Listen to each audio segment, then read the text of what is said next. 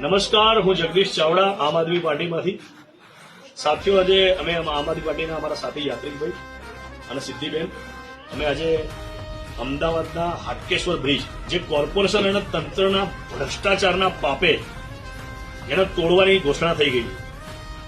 Corruption, ભ્રષ્ટાચાર એટલું બધું એમાં થયું કે 3 મહિનાથી વધારે આ રોડનો યુઝ નથી થયો.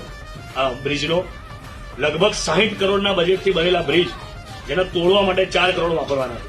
આ 64 કરોડ અમદાવાદ શહેરના તમારાના મારા ટેક્સના પૈસે આ કૌભાંડ થયું છે. તેમ છતાંય તંત્રના પેટનું પાણી નથી હલતું અને અમદાવાદની પ્રજાનું પેટનું પાણી નથી હલતું.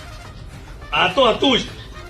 કોર્પોરેશનના પાપે એ જે અત્યારે બ્રિજ જે તોડવાનો છે તેના માટે જે રસ્તો આપવાનો છે, એમાં સ્થાનિક દલિત સમાજના, રબારી સમાજના, હિન્દીભાષી સમાજના, મારવાડી સમાજના અને દેવી પૂજક સમાજના 150 જેટલા મકાનો એમના કોર્પોરેશને નોટિસ આપી દીધી છે કે અહીંયાથી જાહેર રસ્તો કાઢવાનો હોય બ્રિજના કારણે તમારા મકાન ખાલી રહે. એટલે એએમસીના ભ્રષ્ટાચારના પાપે આ 150 મકાનના માલિકો અત્યારે ભોગવવાનું આવ્યું.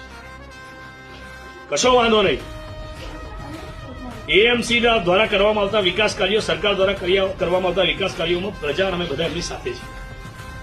પરંતુ આ જે પ્રજા છે, એમના જે મકાનો છે, એ મકાનો તૂટ્યા બાદ એમની સાથે અન્યાય ના થાય, એમને એમનું યોગ્ય વૈકલ્પિક વ્યવસ્થા મળી રહે, એ દિશામાં આવતીકાલે 13 તારીખે બપોરે 12:30 કલાકે અહીંયા જ એક મિટિંગનું આયોજન કર્યું છે, જેમાં આમ આદમી પાર્ટીના અમારા તમામ અમદાવાદ શહેરના અને પ્રદેશના આજુબાજુમાં રહેતા તમામ સાથી મિત્રોને હું વિનંતી કરું છું કે આપણે સૌ આવતીકાલે 12:30 વાગે અહીંયા જે ચાલી નામ શું બધા ભલાભાઈ રબારીની ચાલી હાટકેશ્વર બ્રિજના કોર્નર ઉપર ત્યાં આપણે બધા ભેગા થઈશું અને આમના તમામ પ્રશ્નોને વાચા આપીશું.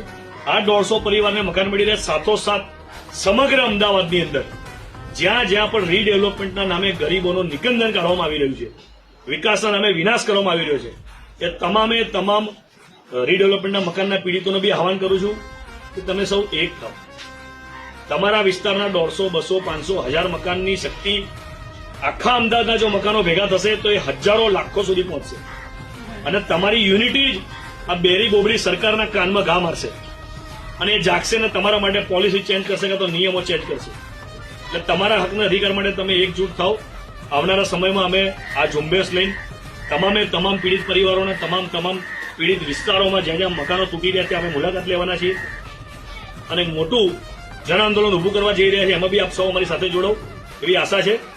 આવતીકાલે બપોરે 12:30 કલાકે આપણે સૌ અહીંયા ભેગા થઈ જઈએ છીએ. જય ભીમ, જય ભારત, ઇન્કલાબ.